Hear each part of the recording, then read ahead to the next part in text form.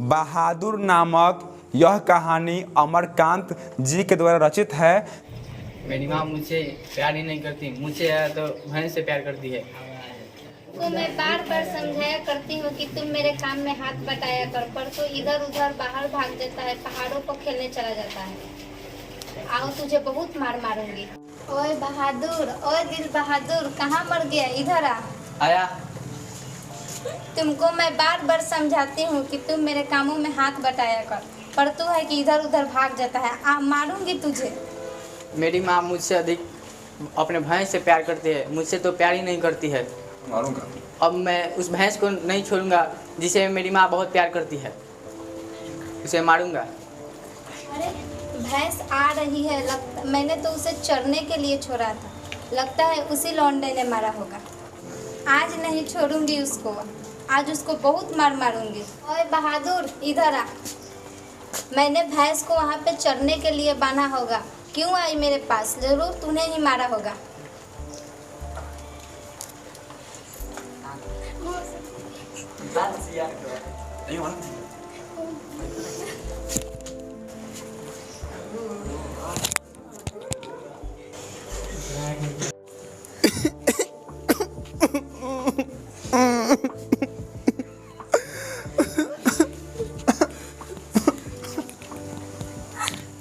अब मैं घर नहीं जाऊंगा, मेरी माँ ने मुझे बहुत मारा है, अब मैं यहाँ से चला जाऊंगा। रात हो गई है, रात भर बहादुर जंगल में ही है। बहादुर के मन में तरह तरह के सवाल उठ रहे हैं कि बहादुर की माँ ने बहादुर को बहुत मारा है। बेचारा बहादुर सुसुक सुसुक के रो रहा है। वो होने वाली है। बहादुर धीरे धीरे अपने घर में घुस रहा है। अरे यह क्या? यह तो मटका में से कुछ निकाल रहा है। बहादुर ने मटका में से 2 रुपये निकाल लिया। अब यह घर छोड़कर भागने वाला है। जैसा कि इस कहानी में हमने देखा कि बहादुर 2 रुपया लेकर के अपनी माँ का घर छोड़ दिया, यानी नेपाल छोड़ आया और सीधा वह लेखक के साले साहब के साथ लेखक के घर आ रहा है। जैसा कि आप देख रहे हैं, साले साहब लेखक को नमस्कार करते हैं और बहादुर बीच में खड़ा हो जाता है। सभी लोग बहादुर को घेर करके खड़े हो जाते हैं। बहादुर का पहनावा है, भूरे रंग की टोपी पहना है, गले में स्काउट की तरह रुमाल बांधा है, बहुत हंसमुख लड़का है। और साले साहब बहादुर के बारे में बता रहे हैं कि बहादुर जो है बहुत ही अच्छा लड़का है, लेकिन ये घर पर बहुत मस्ती करता था, जिसके कारण इसकी माँ ने इसे मारकर भगा दिया है। और आप लोग हमें हमेशा कहते थे कि हमें नौकर चाहिए, नौकर चाहिए, इसलिए हम आप लोगों के लिए नौकर लाए हैं, जैसा कि आप देख रहे हैं। इस तरह लेखक के साले साहब बहादुर को लेखक के घर पर छोड़ करके वे आपस अपने घर जा रहे हैं। और सभी लोग बहादुर के आने से बहुत खुश हैं कि अब हमारे घर में भी नौकर आ गया है। लेखक बहादुर को समझा रहे हैं कि हम आपको अपने घर में सदस्य के रूप में रखेंगे। आपको सिर्फ छोटा मोटा काम करना होगा और सब कुछ की सुविधा आपको दिया जाएगा। आपको पगार के रूप में कुछ पैसे भी मिलेंगे। सभी बहादुर को चारों तरफ से घेर लिए हैं। सभी बहादुर से कुछ ना कुछ बात कर रहे हैं, लेकिन निर्मला जी चुपचाप खड़ी हैं, बहादुर से कोई बात नहीं कर रही हैं। लेकिन जब निर्मला जी को लगा कि इसका नाम दिल बहादुर है, तो इन्होंने ना दिल बहादुर में से दिल शब्द गायब कर दिया। इन्होंने कहा कि बहादुर, मैं आज से तुमको सिर्फ हम लोग बहादुर कहेंगे, दिल बहादुर नहीं कहेंगे। आज हो ना, बहादुर बहुत हंसमुख लड़का है, सब चीज़ में खुश रहता है, इससे कोनो दिक्कत नहीं है, जैसा कि आप बहादुर का फेस देखकर समझ सकते हैं। जैसा कि आप देख रहे हैं, दिल बहादुर जिसका नाम बदल गया है, बहादुर हो गया है। बहादुर बहुत ही मेहनती लड़का है। और बहादुर ही क्यों, सभी बच्चे मेहनती होते हैं। यदि उनसे प्रेम भाव से यदि काम कराया जाए ना तो वे बहुत कुछ कर पाएंगे।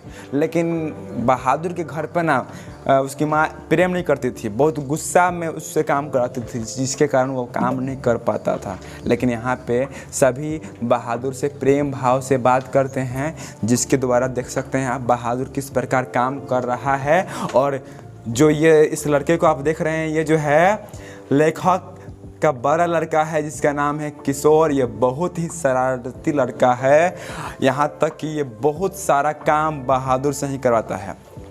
साइकिल साफ करवाना हो तो बहादुर को बुलाएगा, चौकी पर पढ़ाई कर रहा है, नीचे पेंसिल गिर जाएगा तो बहादुर को ही बुलाएगा। इतना काम करवाने के बाद भी रात को 1 घंटा 1.5 घंटा अपने शरीर की मालिश करवाता है। बहुत ही शरारती लड़का है, बहुत ही हुंड लड़का है। और बहादुर कुछ गलती करता है या फिर थोड़ा बहुत कोई काम भूल जाता है तो यह बहादुर को की कुटाई भी करता है, बहुत उड़े बात करता है। कभी कभी तो बहादुर को यह गाली भी देता है। लेखक के सभी सगे संबंधियों के पास नौकर चाकर हैं, मात्र लेखक के पास नहीं थे। लेकिन आज लेखक के घर पर भी एक नौकर है बहादुर नाम का। इसलिए लेखक की पत्नी निर्मला को इसलिए लेखक की पत्नी निर्मला का भी बहुत ही अभिमान है, बहुत ही घमंड हो गया है। ये आंगन में खड़ी होकर के चिल्ला के बोल रही है, अरे ओ बहादुर, मैं और जैसे परिवार वाले नहीं हूँ। और दूसरे घर वाले अपने नौकर चाकर को रूखी सुखी देते हैं, हम वैसे नहीं हैं। हम जैसा खाते हैं वैसा खिलाते हैं। और उनका कहना है कि आधी तनख्वाह नौकर पर ही खर्च हो जाए तो कोई दिक्कत नहीं है। पहले ही बहादुर का एक जोड़ा कमीज बन गया है, एक और जोड़ा सिलाने के लिए दिया गया है। बहादुर आओ, आकर खाना खा लो। मैं और पड़ोसी जैसी नहीं हूँ कि वे नौकर का निवाला छीन के खुद खा जाती है सब।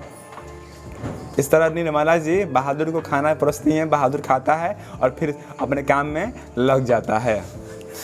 जैसा कि आप जानते हैं कि बहादुर बर्तन मांजता है, झाड़ू लगाता है, घर का बहुत सारा काम करता है। झाड़ू लगा रहा है बहादुर, झाड़ू लगाने के बाद बहादुर अब पोछा भी करेगा। बहुत ही मेहनती लड़का है। प्रेम भाव से जो काम करवा लो बहादुर हंस खेल कर देगा। बहादुर बहुत ही अच्छा लड़का है, हंसमुख लड़का है। बहादुर से परिवार के सभी सदस्य खुश हैं, निर्मला जी भी खुश हैं, लेखक भी खुश हैं। और लेकिन किशोर बहुत शरारती लड़का है। ये जो लेखक हैं, लेखक को भी थोड़ा बहुत घमंड सा आ गया है, को भी घमंड सा हो गया है।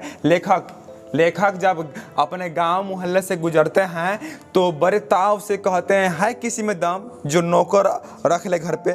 मेरे पास नौकर है, मेरी आधी तनख्वाह तो नौकर पे ही ख़त्म हो जाती है। इस पाठ को लेखक नहीं लिखा है, लेकिन लेखक को थोड़ा सा घमंड सा आ गया था। जैसा कि आप जानते हैं 10वीं क्लास के हिंदी के पाठ पर यह नाटक रचा गया है। जो यह कहानी जो है एकदम हूबहू सेम टू सेम लेखक के घर में घटित हुई है।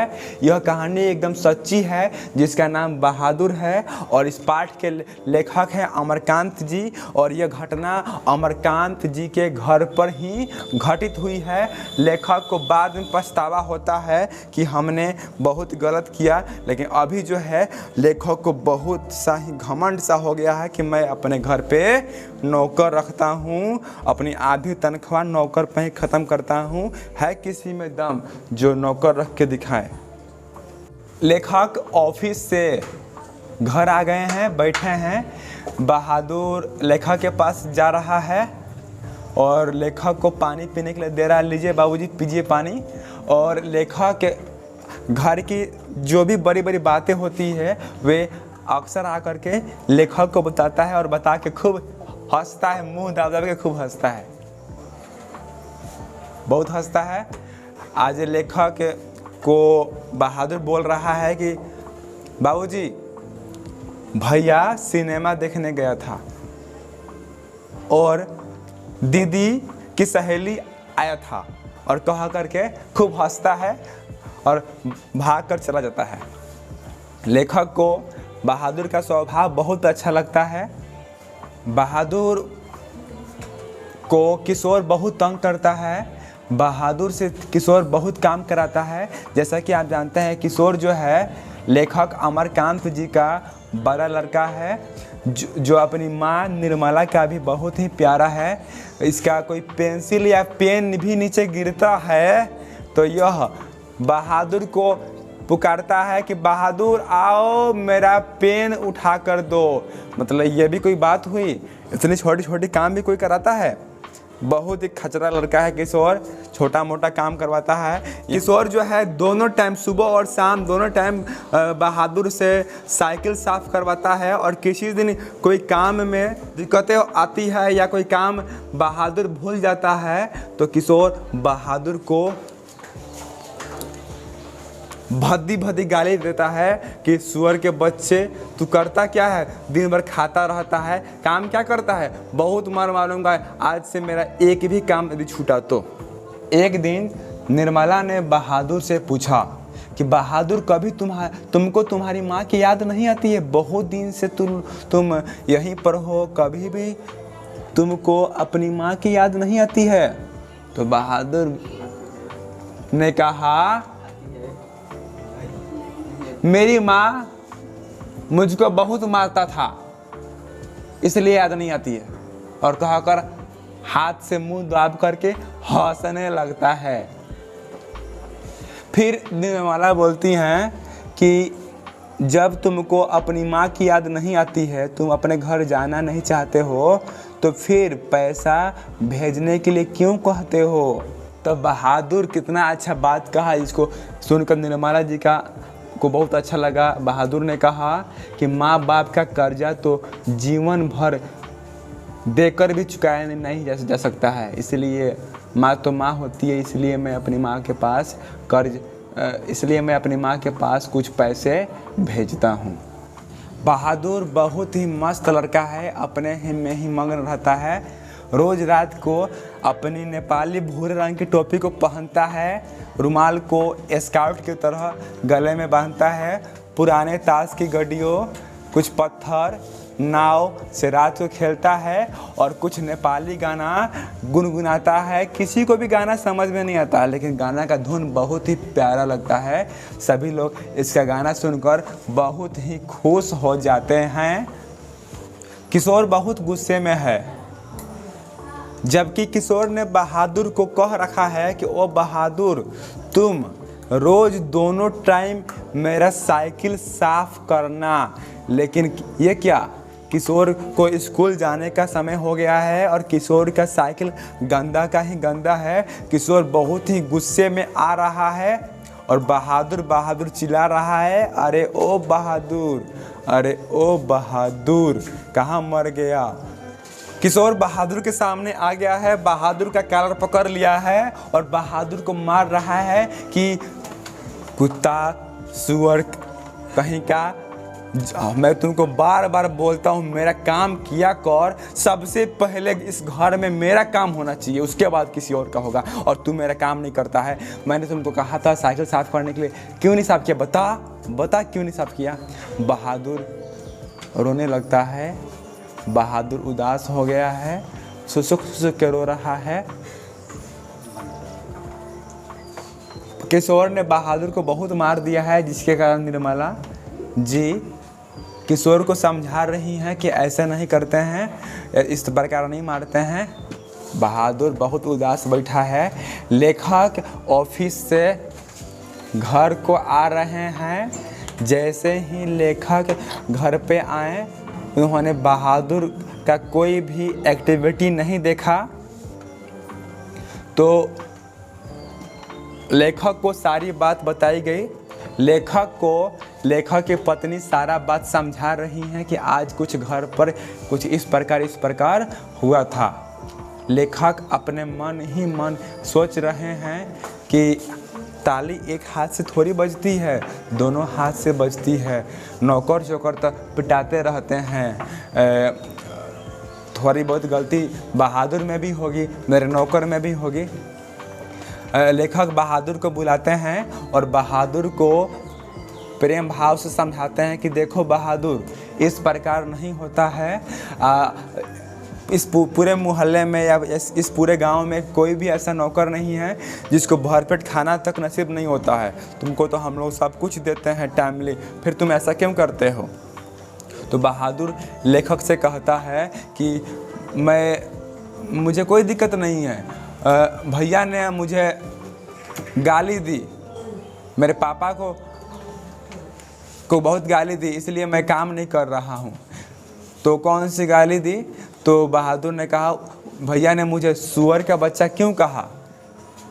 ये सुनकर लेखक भी मुस्कुराने लगे और बहादुर को समझाएं कि बहादुर अब से ऐसा नहीं होगा, तुम खुश हो जाओ और अपना काम करो। फिर बहादुर हंसमुख हो जाता है। बहादुर बहुत ही बहादुर, इसका नाम बहादुर है तो ये सिर्फ नाम से बहादुर नहीं है, इसकी प्रवृत्ति भी जो है बहादुर जैसी है। इतना सहन करके भी बहादुर हंसमुख है, मुस्कुरा रहा है, इससे कोई दिक्कत नहीं है।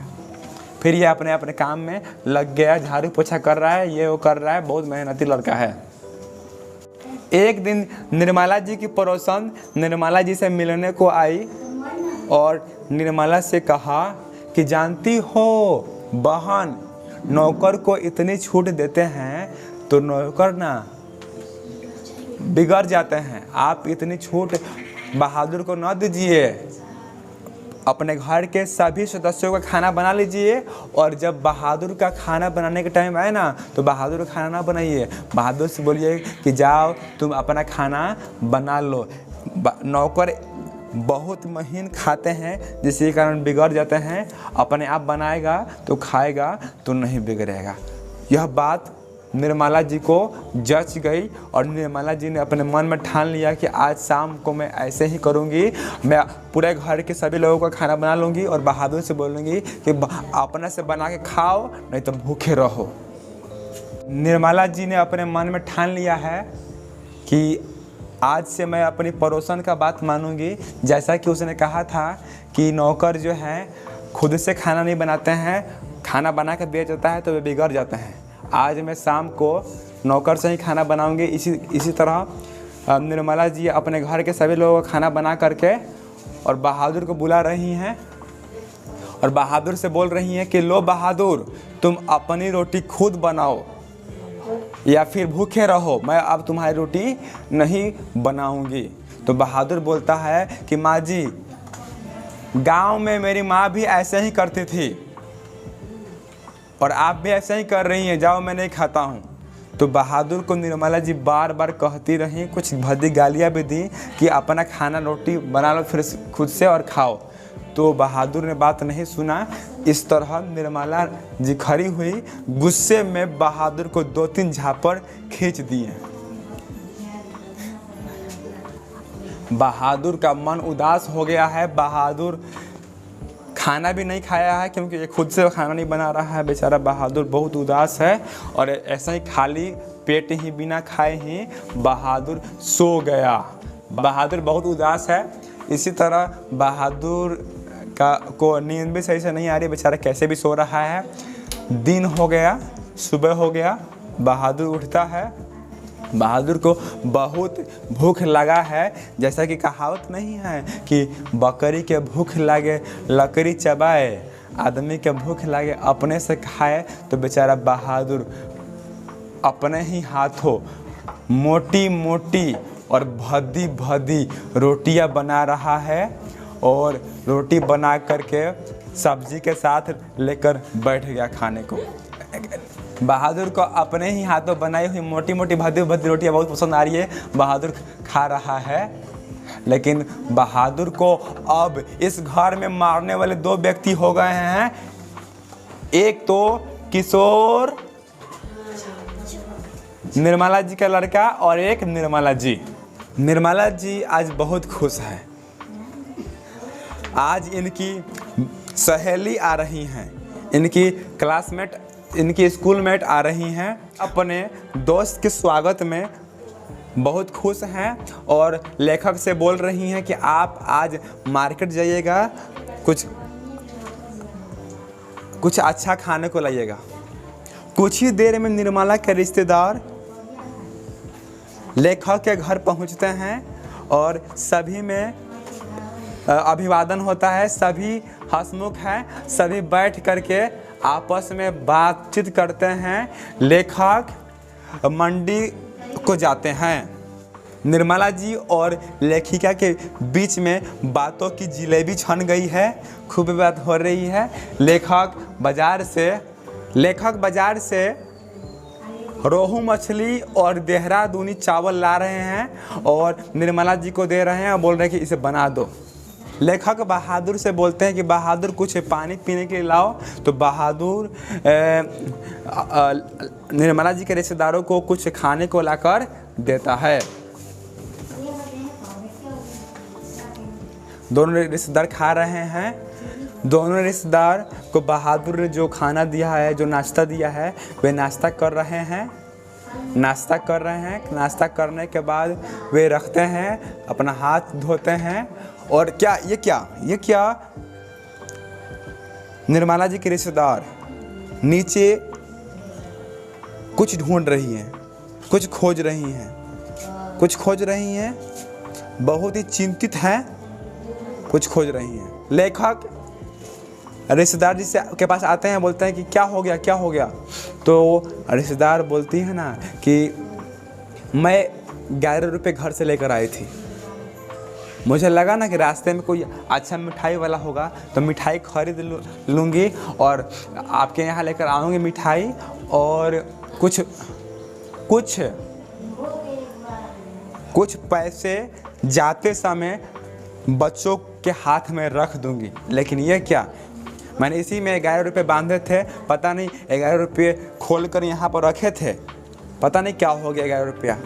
ज़रा उससे पूछिए ना, उससे आपका नौकरवा यहाँ आया था, पूछिए उससे, वो यहाँ पे आया था। लेखक बहादुर को बुलाते हैं। तो बैठ से आप है ना। लेखक बहादुर को बुलाते हैं, ओ बहादुर इधर आओ, तुमने यहाँ से 11 रुपये लिए।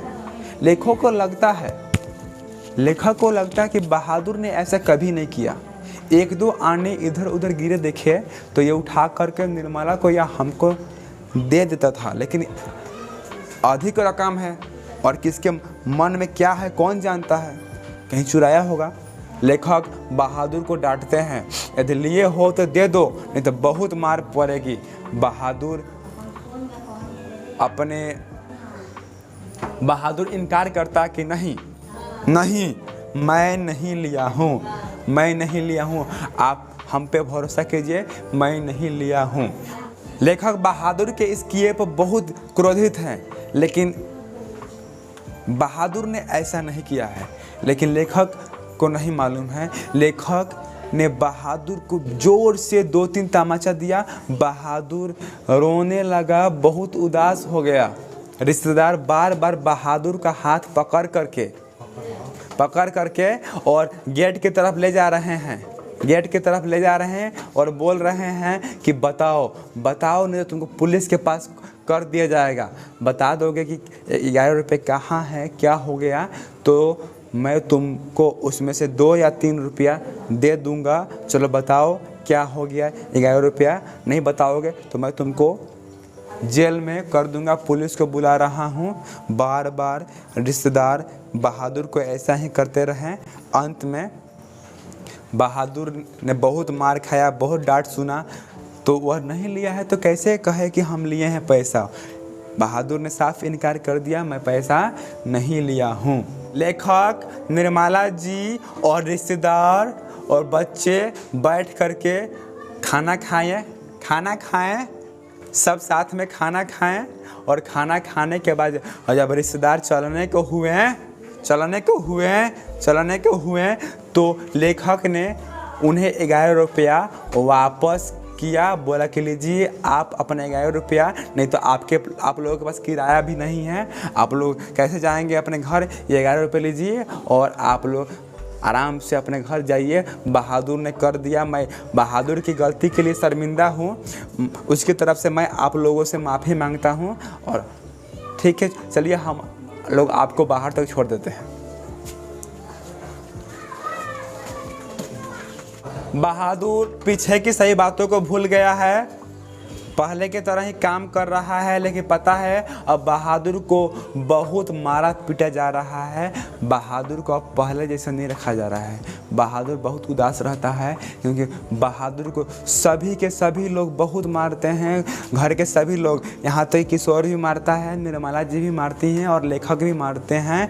बहादुर को बहुत दिक्कत होता है, लेकिन फिर भी बहादुर हंसमुख है। लेकिन ये क्या बहादुर लोहा लेकर के आ रहा है। बहादुर के हाथ से लोहा गिरा और लोहा फूट गया। बहादुर बहुत ही उदास हो गया।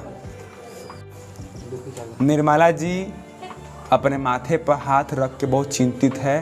बहादुर घर से भाग गया है। निर्मला जी को संतोष हो जाता यदि बहादुर घर से कुछ लेकर जाता, लेकिन ये क्या, बहादुर अपने घर से कुछ भी नहीं लेकर गया है। बहादुर ने अपने सारे का सारा सामान छोड़कर ही गया है। यहाँ तक कि इस घर में सबसे अधिक किशोर दुखी है। किशोर बोल रहा है कि बहादुर आएगा तो मैं उससे माफ़ी मांगूंगा कि मैं अब से ऐसा नहीं करूँगा, कृपया आप मेरा घर छोड़ के न जाओ।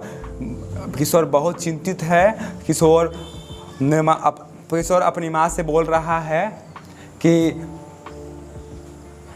अब कभी भी ऐसा नौकर कभी नहीं मिलेगा। हम लोगों ने बहुत बुरा किया, सबसे अधिक मैंने बुरा किया। मैं बहादुर से मिलूंगा तो बहुत ही माफ़ी मांगूंगा। इसी के बीच लेखक दफ्तर से, ऑफिस से घर आते हैं। निर्मला जी सारी बात बताती हैं कि बहादुर घर से भाग गया है। और लेखक भी चिंतित है। लेखक सोच रहे हैं कि यदि हम नहीं मारते तो बहादुर घर से नहीं भागता, बहादुर को भगाने में हमारा भी हाथ है। फिर निर्मला सोच रही हैं कि लगता है लोहा फूट गया था, इस पर डांट सुनेगा जिसके कारण बहादुर घर छोड़कर भाग गया है। लेकिन मैं लोहा के फूटने से थोड़ी ना बोलती कि वो भाग गया। लेखक निर्मला जी से कह रहे हैं कि लगता है बहादुर ने वो 11 रुपया लिया था वही लेकर भाग गया है। तब निर्मला जी ने कहा, नहीं, मैं जानती नहीं हूँ उन लोगों को, वे लोग बहुत कंजूस हैं, वे लोग कुछ खरीदना नहीं चाहते होंगे, कुछ पैसा खर्च नहीं करना चाहते होंगे, जिससे कारण वे लोग बहाना बनाए थे कि हम लोग को पैसा खर्च नहीं करना पड़े। और वे लोग तो उल्टा में 11 रुपये लेकर भी गए थे। बहादुर ने पैसा नहीं चुराया था, हम जानते हैं उन्हें। तो फिर तुमने उस समय क्यों नहीं कहा? लेखक ने कहा। तो निर्मला जी ने कहा ना कि हमको लगा ना कि बहादुर ने चुराया होगा, अरे अब ये लोग सुधर गए होंगे, लेकिन नहीं, वे लोग पहले से भी अधिक कंजूस हो गए हैं।